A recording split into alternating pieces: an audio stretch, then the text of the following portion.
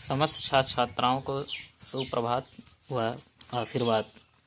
आज online classes में हम आप लोगों को कंटेम्प्रेरी इंडिया एंड एजुकेशन के अंतर्गत जो आप लोगों का सिलेबस है समकालीन भारत और शिक्षा, हालांकि शिक्षा के विषय में आप लोगों को काफ़ी कुछ पढ़ाया गया है, लिखाया गया है, समझाया गया है। आप लोग भी उस चीज़ को बता चुके हैं, इसलिए हम चैप्टर को आगे बढ़ाते हुए आज आप लोगों को अपनी ऑनलाइन क्लासेज में वैदिक काल, बौद्ध काल और जो मुस्लिम काल में शिक्षा व्यवस्था थी उसके विषय में आप लोगों को अपने इस स्पीच के माध्यम से कुछ बताना चाहेंगे। वैदिक काल के विषय में बताते हुए आप लोगों को बताना चाहेंगे कि वैदिक काल के जानने से पहले उसमें क्या था, क्या नहीं था, क्या कमी रह गई थी, उसमें कौन सी काल में शिक्षा कैसी थी, इसके विषय में आप लोगों को बताएंगे। वैदिक काल का पाठ्यक्रम कैसा था, उसे शिक्षा संस्थाओं के रूप कैसे थे, वहाँ गुरु शिष्य संबंध कैसा था, विभिन्न प्रकार के जो संस्कार दिए जाते थे, इन सब के बीच आप लोग ध्यान दीजिएगा। आप लोगों को आज हम इसी विषय पर आप लोगों को अच्छे से स्पीच देने का प्रयास करेंगे। ध्यान दीजिएगा, किसी भी चीज़ को सामने व्यक्त करने में और ऑनलाइन क्लासेस करने में हो सकता है कुछ इधर उधर त्रुटियां भी हो सकती हैं, लेकिन एक बात ये होती है कि कहने वाले से अधिक ज़्यादा समझने वाले को बात को समझना ज़्यादा ज़रूरी होता है। वैदिक कालीन की शिक्षा के दो प्रकार के उद्देश्य होने के कारण वैदिक कालीन पाठ्यक्रम में भी दो प्रकार के विषयों को सम्मिलित किया गया था। ये विषय जो थे निम्नलिखित प्रकार के थे, जैसे कि एक परा या आध्यात्मिक विद्या से संबंधित पाठ्यक्रम के विषय उस समय जो था इन आध्यात्मिक विद्या पर अधिक बल दिया जाता था, इसलिए ऐसे ही पाठ्यक्रम बनाए गए थे। इस पाठ्यक्रम के अंतर्गत जो विषय थे उसमें क्या ज्ञान लेना चाहिए था, तो उसमें चारों वेद थे, वेदांग थे, उपनिषद, पुराण, दर्शन, नीति शास्त्र, ये सब चीज़ जो है आध्यात्मिक विद्या में विषय में समाहित किए गए थे। दूसरा जो था उसे अपरा कहा जाता था, अपरा या लौकिक विद्या। लौकिक विद्या में जो है जो आप लोगों को दिया जाता था उसमें इतिहास, औषधि शास्त्र, अर्थशास्त्र, ज्योतिष शास्त्र, भौतिक शास्त्र, प्राण शास्त्र, भूगर्भ विद्या, तर्क शास्त्र, रसायन शास्त्र, धनुर्विद्या, सर्व विद्या, शल्य विद्या, कल्प विद्या इत्यादि प्रकार की विद्याएं जो है दी जाती थी। तो इसमें जो विभिन्न रूप थे वैदिक कालीन शिक्षा संस्थाओं के, उसको भी 10 प्रकार की मानी जाती थी, जिसे क्रमशः हम आप लोगों से बताना चाहेंगे। इसे कहा जाता था टोल, चरण, घटिका, परिषद, गुरुकुल, विद्यापीठ, विशिष्ट विद्यालय, विश्वविद्यालय, मंदिर महाविद्यालय और ब्राह्मणीय महाविद्यालय। ये 10 प्रकार आप लोग जो है याद कर लीजिएगा, लिख लीजिएगा।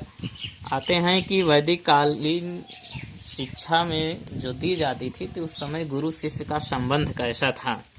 तो आप लोगों को बता दूं कि वैदिक कालीन में गुरु शिष्य का संबंध पिता एवं पुत्र के समान था। जिस प्रकार से एक पिता जो है पुत्र को देख रेख सारी व्यवस्था करता है, ऐसे ही जंगलों में वैदिक कालीन व्यवस्था में, वैदिक कालीन शिक्षा में वहाँ पर एक पिता पुत्र की ही भांति गुरु भी रहता था और एक शिष्य भी पिता की जैसे सेवा सत्कार किया जाता है उसी ढंग से वहाँ पर शिक्षा प्राप्त करता था। अध्यापकों के प्रति छात्रों के विशेष कर्तव्य, जैसे प्रातः काल उठकर गुरु का अभिनंदन करना, शिक्षा मांगना, भिक्षा मांगना, गायों को चराना, अग्नि को प्रज्वलित करना आदि ये सब कार्य जो है उस समय शिष्य करते थे।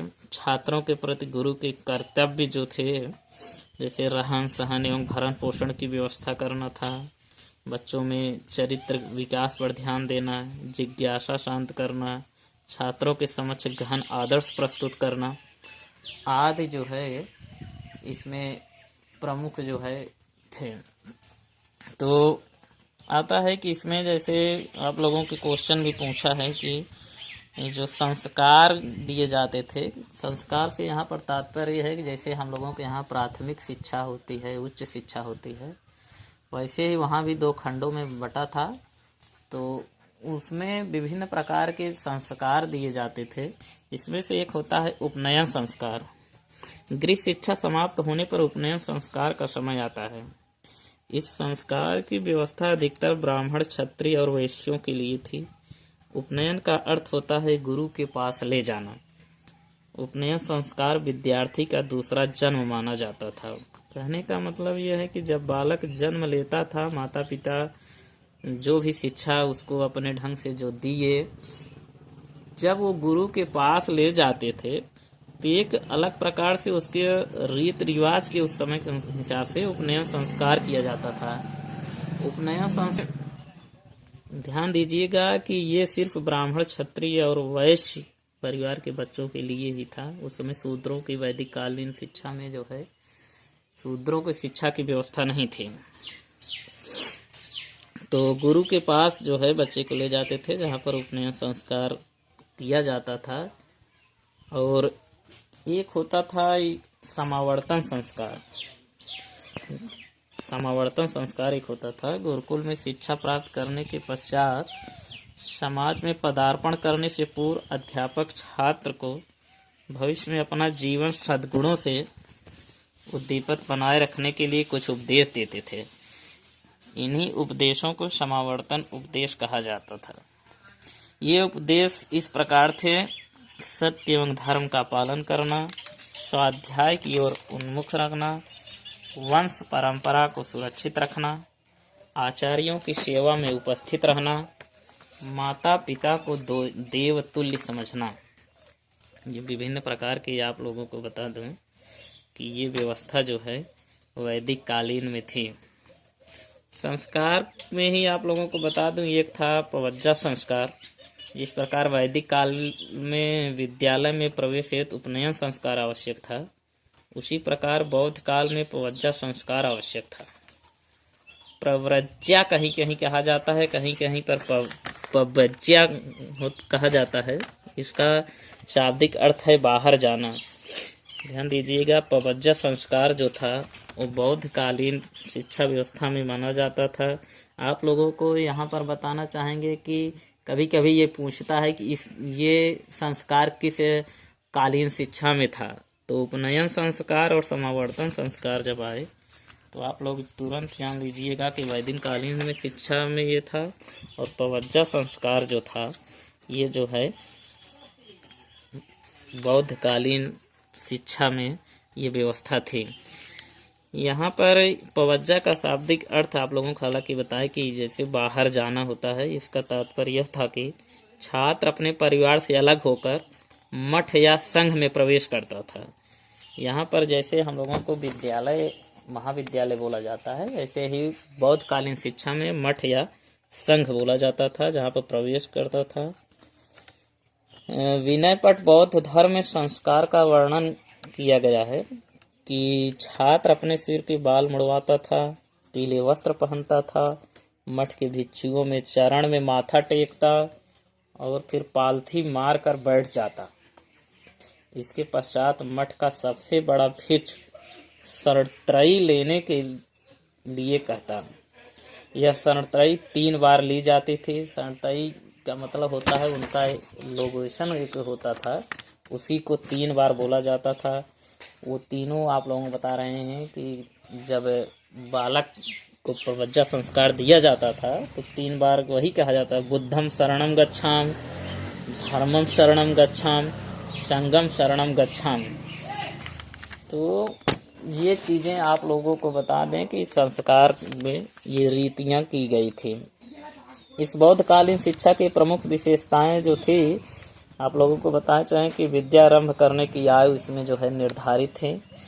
विद्यार्थियों का कुछ नियमों के आधार पर ही चयन किया जाता था और इसमें विभिन्न प्रकार के संस्कार दिए जाते थे। ये संस्कार बहुत आवश्यक थे।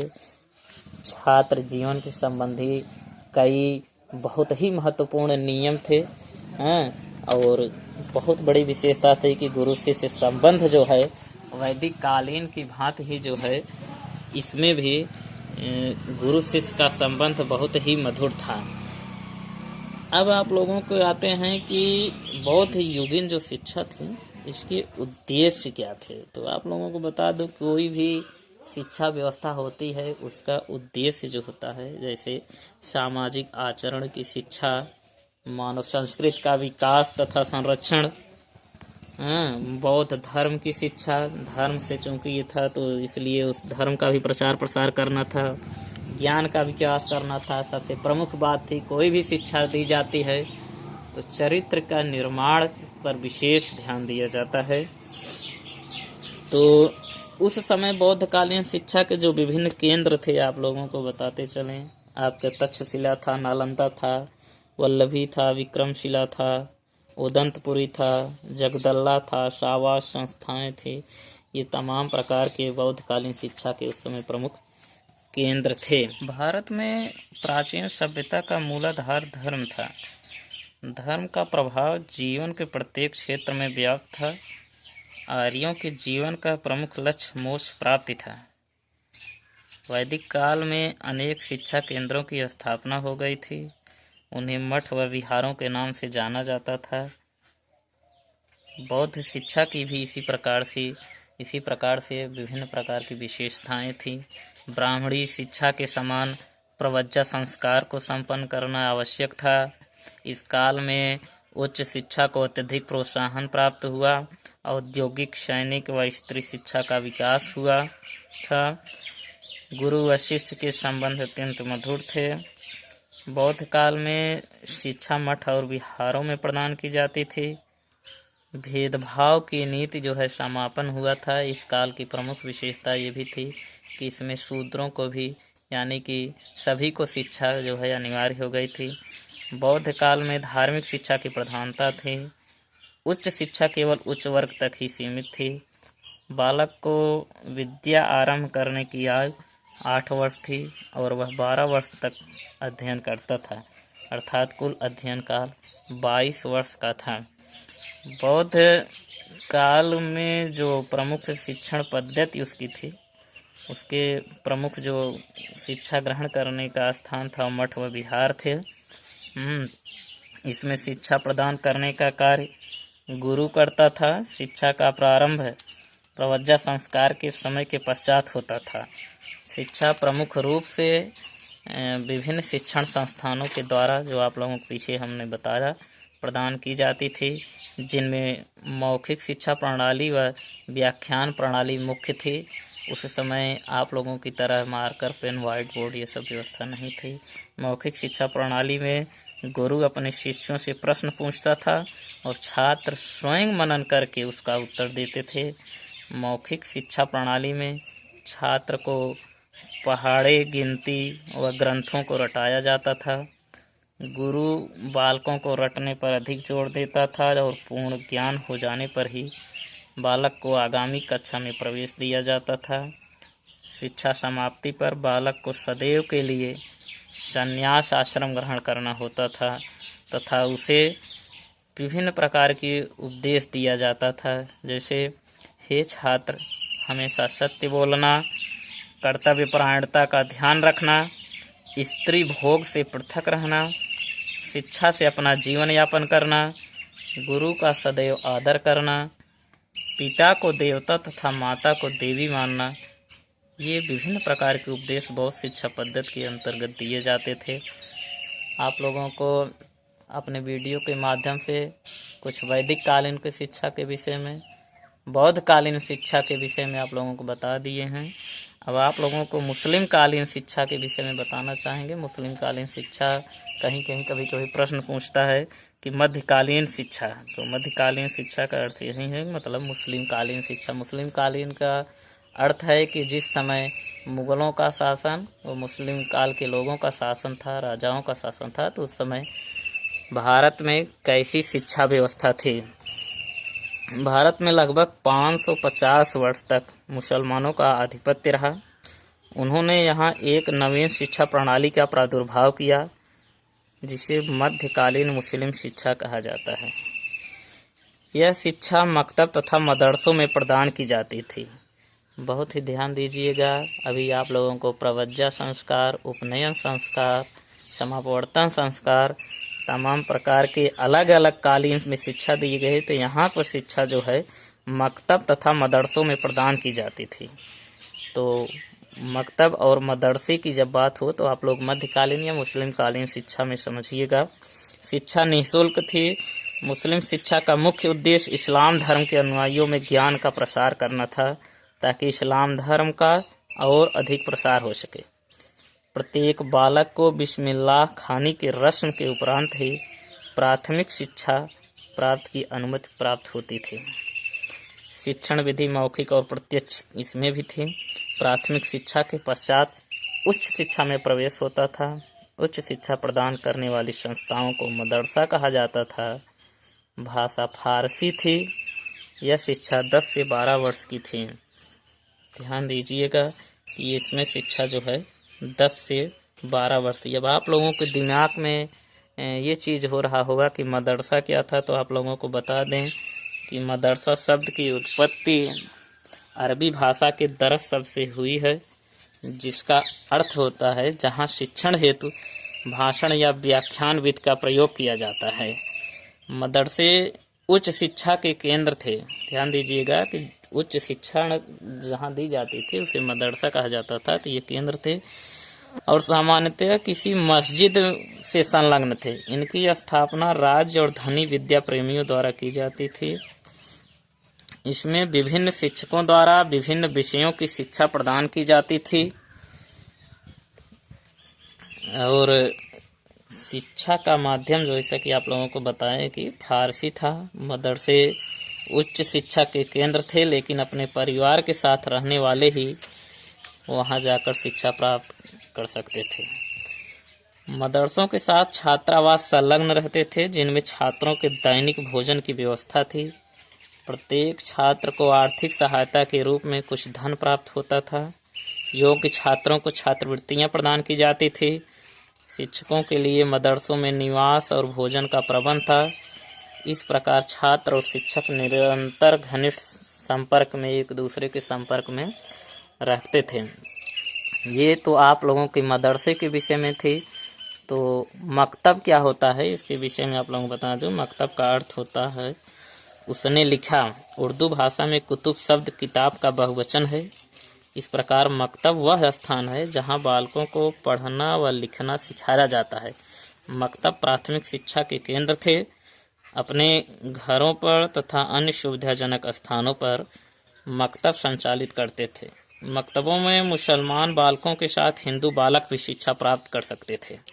ध्यान दीजिएगा, मकतब जो शिक्षा का केंद्र था प्राथमिक के बच्चों के पढ़ने के लिए, उसमें मुसलमान के बालकों के साथ साथ हिंदू बालक भी शिक्षा प्राप्त कर सकते थे। लेकिन मकतबों की संख्या इतनी कम थी कि सभी बालकों की प्राथमिक शिक्षा की आवश्यकता पूर्ण ही नहीं हो पाती थी। मकतब एक शिक्षक वाली संस्थाएं थी। इसमें शिक्षण काल प्रातः काल से मध्याह्न में ही होता था। छात्रों से किसी प्रकार का शुल्क इसमें भी नहीं लिया जाता था। शिक्षकों के भरण पोषण की व्यवस्था धनवान व्यक्तियों द्वारा की जाती थी। जिन स्थानों में मदरसे नहीं थे, वहाँ के कुछ मकतबों में उच्च शिक्षा का भी प्रावधान था। ये आप लोगों को आज हमने इस वीडियो के माध्यम से वैदिक कालीन शिक्षा व्यवस्था, बौद्ध कालीन शिक्षा व्यवस्था और मध्यकालीन या मुस्लिम कालीन शिक्षा व्यवस्था के विषय में आप लोगों की जो कि सब्जेक्ट में है कंटेम्प्रेरी इंडिया एंड एजुकेशन, जो कि इसके में आप लोगों को अपने इस वीडियो के माध्यम से समय आशा ही नहीं पूर्ण विश्वास है कि आप लोग इसको अच्छे से सुनकर, समझकर, लिखकर अच्छे से तैयारी कर लेंगे। ध्यान दीजिएगा कि कोई भी विषय को हल्के में नहीं लेना चाहिए, क्योंकि जब आप किसी भी विषय को आप हल्के में ले लेंगे तो वही आपके लिए आगे चलकर एक नासूर की तरह हो जाता है। और जब आप एक शिक्षक बनने की राह पर चल रहे हैं तो हर एक सब्जेक्ट को लेके चलना है, हर एक सब्जेक्ट को पढ़ना है, अच्छे से पढ़ना है। और अच्छे से यदि पढ़ेंगे तभी आप अच्छे से उसे व्यक्त कर पाएंगे, अच्छे से उसे समझा पाएंगे। ध्यान दीजिएगा, ये हाई स्कूल, इंटर या ग्रेजुएशन की पढ़ाई नहीं है, ये एक कुशल प्रशिक्षित शिक्षक बनने की पढ़ाई है। इसलिए आप लोग जो कुछ भी पढ़ाया जा रहा है उसको अच्छे से समझिए, पढ़िए और बार बार पूछिए। जितना ही बार आप पूछेंगे उतना ही बार आप लोगों की तैयारी होगी। आज के लिए बस इतना ही। बहुत बहुत